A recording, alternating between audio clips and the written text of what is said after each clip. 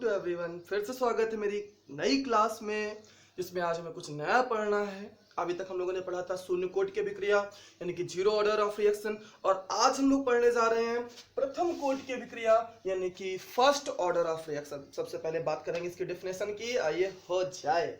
तो ध्यान देते हैं, हमने माना कोई रिएक्शन, माना एक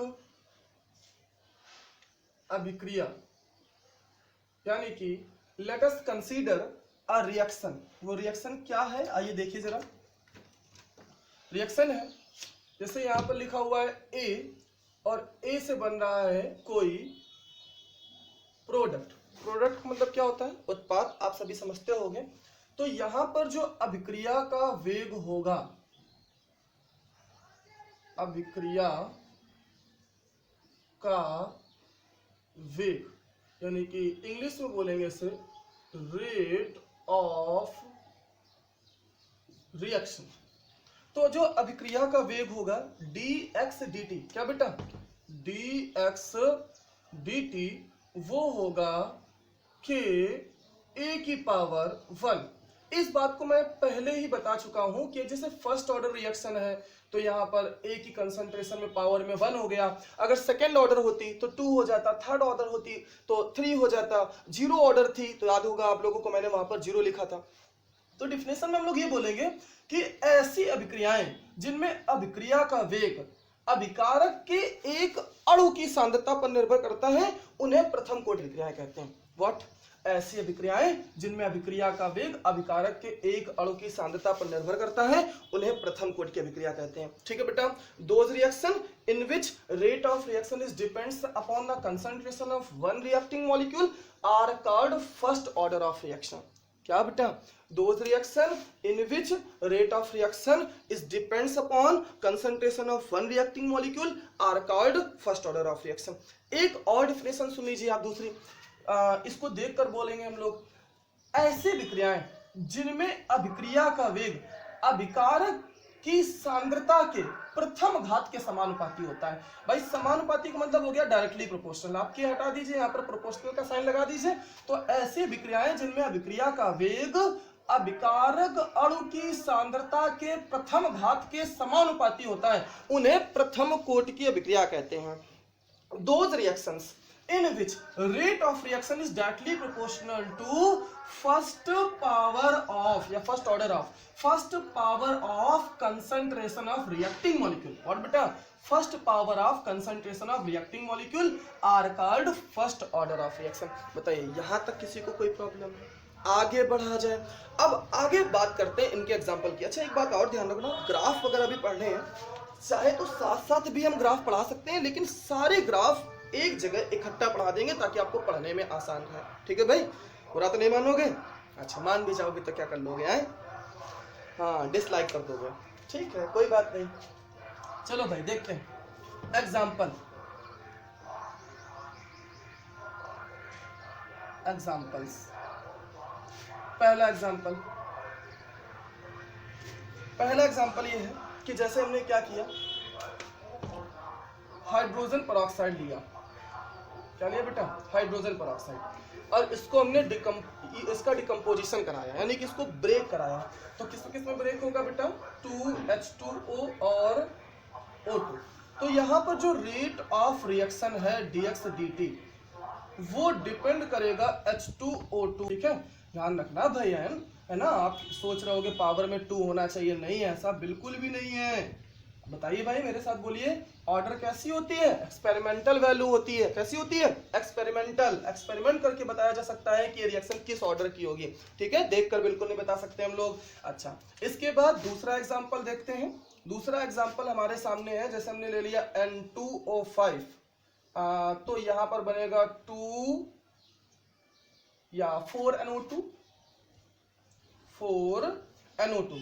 तो यहां पर सुनिए क्या क्या हो गया, 2 2 जा 4 नाइट्रोजन हो गए, 2 5 जा 10 और 4 2 जा 8, ऑक्सीजन 2 बचे, यानी फिर यहां पर क्या हो गया O2। तो यहां पर जो अभिक्रिया का वेग dx dt होगा वो होगा k N2O5 की पावर में 1। यहां पर भी वो ऑर्डर क्या होगा? 1। भाई जितनी यहाँ पर पावर है उतना ही ऑर्डर होगा, आगे कुछ लिखा ही नहीं है, वरना उसको भी ऐड करा जाता। ये दो चीजें हैं, इतनी चीजें आपको समझ में आई कि नहीं है। तीसरी बात हम लोग करते हैं कि थर्ड रिएक्शन में हमने लिया अमोनियम नाइट्राइट। क्या लिया बेटा? Ammonium nitrite NH4NO2। जब इसको हम लोग हीट करेंगे तो किसमें ब्रेक होगा? N2 में और 2H2O में। ओके, अब यहां जो रेट ऑफ रिएक्शन होगा dx dt वो होगा KNH4NO2 की होल पावर 1, यानी कि केवल एक ही मॉलिक्यूल पर डिपेंड कर रहा है। इसका मतलब यहाँ पर जो रेट ऑफ रिएक्शन है वो रेट ऑफ रिएक्शन है वो केवल वन रिएक्टिंग मॉलिक्यूल पर डिपेंड कर रहा है, तो ऑर्डर 1 होना चाहिए। Any problem? आगे बढ़ते हैं। फिर इसके बाद फोर्थ नंबर एग्जांपल देखते हैं कि जैसे हमने ले लिया एथिल एसीटेट CH3COO यहाँ पर हमने इसकी रिएक्शन कराई वाटर से। तो बेटा जरा ध्यान देना, ये CH3COO और ये H क्या निकल जाएगा? CH3COOH acetic acid. बचा क्या भाई? ये पूरा CH3COO और ये H, CH3COOH एसिटिक एसिड और C2H5OH। बेटा एक बात ध्यान रखना, ये केवल समझाने के बेस पर हम आपको बता रहे हैं, आप मैकेनिज्म समझेंगे तो एक अलग तरीके से रिएक्शन होगी, ठीक है। तो C2H5 क्या हो गया? ये OH, एथिल अल्कोहल। तो यहां पर जो अभिक्रिया का वेग होगा, रेट ऑफ रिएक्शन, वो आपका होगा K CH3COO C2H5 की पावर में 1। अच्छा, यहां पर दो चीजें हैं, तो इस पर भी डिपेंड होना चाहिए। Reaction should be second order होनी चाहिए, सेकंड ऑर्डर की, द्वितीय कोटि की होनी चाहिए, लेकिन वाटर की कंसंट्रेशन पे डिपेंड नहीं करता है। अब देखिए भाई, टोटल ऊपर पावर कितनी हो जाएगी? 1 + 0 1, यानी कि अभी भी जो अभिक्रिया की कोटि आएगी, ऑर्डर ऑफ रिएक्शन आएगा, वो प्रथम आएगा, यानी कि फर्स्ट आएगा। बताइए यहां तक कोई प्रॉब्लम है? पक्का? आगे बढ़े। अच्छा, इसे बोलते हैं मतलब जैसे ये ईस्टर है, ईस्टर का हाइड्रोलिसिस हो गया तो हाइड्रोलिसिस ऑफ ईस्टर बोलते हैं, और किसी एसिड की प्रेजेंस में कराया जाता है। अब फिर जनरली H2SO4 यूज किया जाता है। अब जैसे हमने ले लिया शुगर C12H22O11 और यहां पर इसका हाइड्रोलिसिस कराया। बेटा हाइड्रोलिसिस का मतलब होता है जल अपघटन किसी एसिड की प्रेजेंस में, H2SO4। तो ये आप लोगों ने बचपन से लेकर आज तक रिएक्शन पढ़ी होगी। ग्लूकोज फैक्टोज बनता है C6H12O6 C6H12O6। बेटा जी ये दोनों के मॉलिक्यूलर फार्मूला सेम है, बट स्ट्रक्चरल फार्मूला डिफरेंट होते हैं। इसमें एल्डिहाइड ग्रुप होता है इसलिए इसे एल्डोज भी बोलते हैं, इसमें कीटोन ग्रुप होता है इसलिए कीटोज भी पढ़ते हैं। इसके बारे में भी चर्चा नहीं कर रहे हैं, कार्बोहाइड्रेट वाले चैप्टर में इसके बारे में चर्चा करेंगे हम लोग, ठीक है। ग्लूकोज फैक्टोज, तो यहां पर जो रिएक्शन का रेट होगा वो भी डिपेंड करेगा केवल C12H22O11 के 1 मॉलिक्यूल पर, और वाटर की कंसंट्रेशन पर डिपेंड नहीं करेगा। यानी कि जो रिएक्शन होगी वो किस ऑर्डर की होगी? यहाँ पर फर्स्ट ऑर्डर की, 1 + 0। अच्छा, इतनी बातें समझ में आ गई? यहां तक क्या किसी को कोई दिक्कत है? अच्छा, मेरे पास स्पेस नहीं है, पहले इतना इरेज कर दिया जाए, फिर आगे और समझाया जाए, ठीक है। अच्छा, कितने एग्जाम्पल होगा बेटा? 5।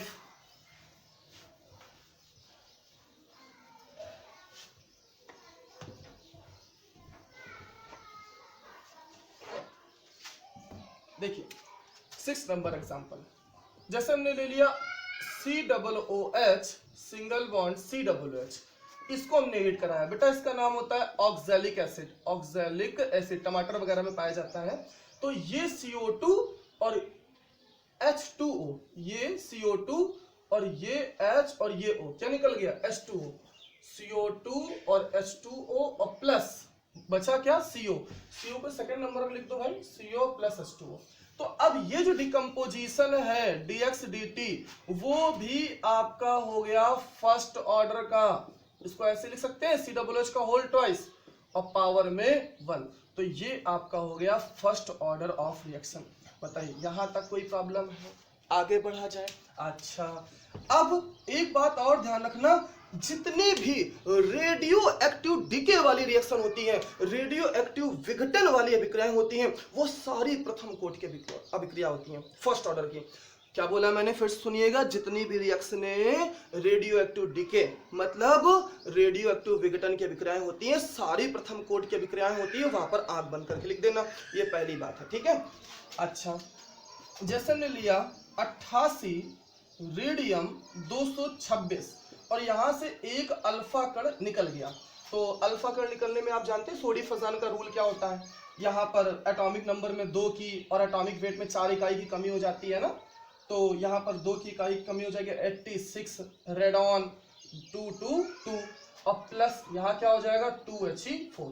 तो ये जो रिएक्शन है ये भी फर्स्ट ऑर्डर की होगी, ठीक है, ध्यान रखना। कोई भी रेडियो एक्टिव विघटन होगा, रेडियो एक्टिव डिके होगा, तो आंख बंद करके बोल देना कि वो अभिक्रिया जो होगी प्रथम कोटि की अभिक्रिया होगी, ठीक है, वहां सोचना नहीं है आपको।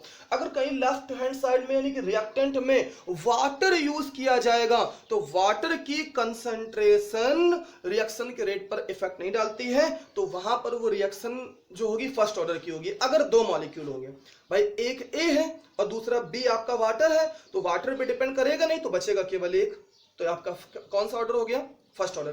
3 अगर रिएक्टेंट होते, एक वाटर होता और ए और बी होता, तो वाटर पे डिपेंड नहीं करता, तो ए और बी सेकंड ऑर्डर की होगी। ध्यान रखना, 2 बातें हम लोगों ने सीखी, वाटर पर डिपेंड नहीं करेगा और रेडियो एक्टिव डीके की जितनी भी रिएक्शनें होंगी सब फर्स्ट ऑर्डर की होगी। आंख बंद करके वहां पर आपको जवाब देना है मेरे भाई, समझे मेरे बात की नहीं समझे मेरे भाई।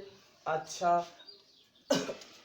तो इस टर्न पे केवल हम लोगों ने फर्स्ट ऑर्डर ऑफ रिएक्शन की डेफिनेशन पढ़ी हुई है, उसके एग्जांपल पढ़े हैं। अगला टर्न आपका बहुत इंपॉर्टेंट होने वाला है, हो सकता है इस वीडियो को हम 3 पार्टों में डिवाइड करें, क्योंकि काफ़ी अच्छी चीज़ें पढ़नी है, तो आप थोड़ा सा आराम से पढ़िए, जल्दी से नहीं पढ़ना है ताकि दिमाग से सारी चीज़ें निकल जाए। थैंक यू वेरी मच, फिर मिलेंगे नई शुरुआत के साथ। जय हिंद।